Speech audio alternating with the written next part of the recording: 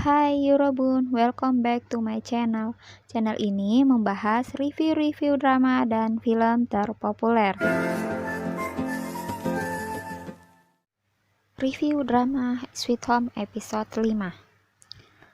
Eun-hyuk memanggil Hyun-soo keluar dari ruang isolasi dan menjelaskan bahwa pintu utama belum terlindungi dengan layak, sehingga kapanpun monster bisa menembusnya. Eun-hyuk pun menjelaskan kalau dia memihak Hyun-soo agar memintanya untuk menghadapi situasi yang berbahaya. Dia pun meminta agar Hyun-soo membawa pria yang di kamar 1408. Hyun-soo tahu yang dimaksud Eun-hyuk adalah Han Do-sik. Han Do-sik yang masih di kamarnya melihat Myung-suk berubah menjadi monster dan tidak tega untuk membunuhnya karena teringat obrolan mereka sebelumnya. Dia pun merasa iba sehingga mengurungkan niatnya untuk menembak monster Myung-suk. Tak jauh terlihat di atas meja terdapat beberapa bekal makanan dan shell buatan Myung-suk sebelum menjadi monster. Sang-wook yang terburu-buru berjalan dihampiri oleh Jin-ok. Dia bersedia membayarnya berapapun untuk membantunya keluar. Namun Sang-wook tidak menghiraukannya. Lalu dia terus berjalan dan memaksa membuka pintu menuju lantai atas. Dia pun menuju lantai atas dan Hyun-soo akan mengikutinya untuk menjemput Han Do-sik. Kemudian Yi-kyung berdebat dengan Eun-hyuk karena jiwa kemanusiaannya. Yi-kyung yang tidak tega kepada Hyun-soo. Dia merasa Eun-hyuk telah memanfaatkan Hyun-soo, namun Eun-hyuk tidak peduli. Baginya ia hanya memanfaatkan golden time. Itu semua dia lakukan agar ia dan penghuni apartemen lain bisa bertahan hidup. Karena mereka juga tidak tahu siapa berikutnya akan terinfeksi dan berubah menjadi monster. Eun-hyuk lantas menunjukkan sebuah blog yang membahas mengenai epidemi yang terjadi. Yi-kyung yang melihat blog itu teringat akan nama blog yang sama pernah dilihatnya saat masih bersama tunangannya. Tanpa disadari, di luar ada Jisoo yang mendengar pembicaraan mereka. Jisoo pun berjalan dengan tergesa-gesa dan ditanya oleh Jae-hoon akan kemana. Karena merasa di apartemen sudah tidak aman, dia bermaksud untuk mencari cara bertahan hidup. Hyun-suk dan Sang-wook yang terus menaiki tangga menuju lantai atas tak disangka bertemu monster di salah satu kamar apartemen. Hyun-soo pun berusaha menyelamatkan Sang-wook dari serangan monster itu, namun datang monster lain yang berlari cepat menyerang Hyun-soo. Untung saja datang Park Yuri dan An Gil-sup memanah dan membakar monster-monster itu. Sang-wook yang masih hidup dan Hyun-soo yang terluka dibawa ke kamar An Gil-sup dan Yuri ingin mengobatinya, namun Sang-wook menolaknya dan Hyun-soo yang terluka tahu akan tubuhnya beregenerasi dengan cepat berusaha menghindari Yuri yang akan mengobatinya. Gil-sup pun tahu bahwa Hyun-soo sudah terinfeksi dan berniat mengusirnya, namun dia hanya bercanda. Mengetahui niat Hyun-soo yang ingin menyelamatkan anak-anak di lantai 14, Gil-soo pun menawarkan diri untuk ikut bersama Hyun-soo. Kemudian terlihat Sun-young diam-diam menyelinap ke ruang karantina sambil membawa pisau di belakangnya.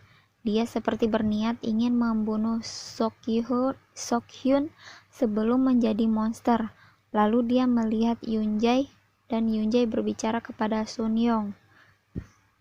Dia yang mengetahui Sang-wook yang menuju lantai atas dan menyadari kuncinya hilang. Kemudian Sang-wook dan tahu Sang-wook bakalan ke kamarnya. Sang-wook yang menggeledah kamar Yoon-jae entah apa yang dia cari, tapi dia tidak menemukannya.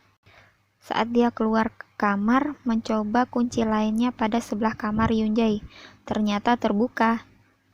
Terdapat ruang gelap untuk mencetak foto di dalamnya. Banyak foto-foto anak kecil dalam kondisi habis disiksa. Terdapat foto Yoon-jae bersama anak kecil yang menjadi korban penyiksaan.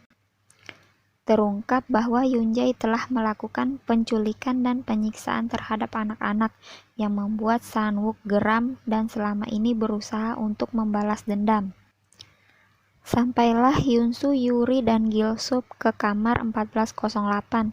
Hyunsu pun melihat Myung-suk yang telah menjadi monster. Setelah makin menyadari kondisi mereka yang terdesak, di dalam apartemen Jisoo yang dibantu Jae-hoon membuat tulisan SOS dari kain yang berukuran besar dan meletakkannya di luar apartemen. Yunjae yang menggores tangannya memperlihatkan ke penghuni apartemen yang berjaga dan mengatakan dia tidak terinfeksi sehingga mengeluarkannya dari ruang karantina. Lalu dia jalan terburu-buru, terlihat gelisah dan panik.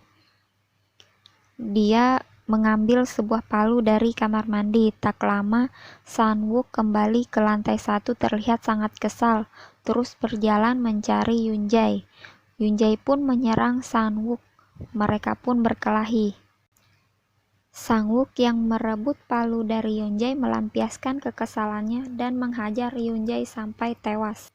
Sang-wook lantas menyeret Yunjae keluar apartemen dan meletakkannya tak jauh dari jasad Lee Soo-ung dan Minju. Sang-wook yang berusaha kembali masuk ke apartemen sambil membawa jasad Soo-ung dan Minju. Saat sampai di pintu gerbang, ingin menutupnya dan sengaja tetap berada di luar. Namun Jae-hoon menghalanginya, karena Sang-wook yang sudah kelelahan dan penuh luka kemudian terjatuh pingsan.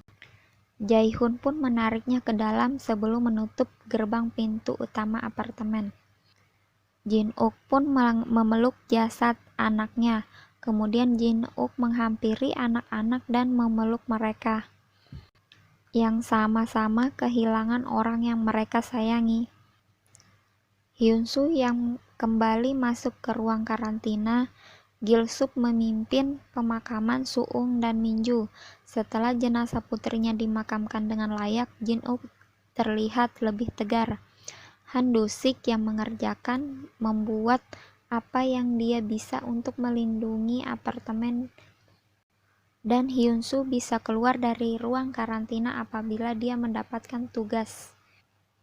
Dia akan terus bersiap menghadapi monster-monster yang ada. 지구를 지배했던 공룡은 약 6,600년에도 이상할 게 없다는 반증이기도 하고, 하지만 인간의 조상은 살아남기 위해 진화라 불렀다. 끝내 피할 수 없는 멸망이 온다면 인간은 또 다른 진화를 택할까? 아니면 인간으로 남을까?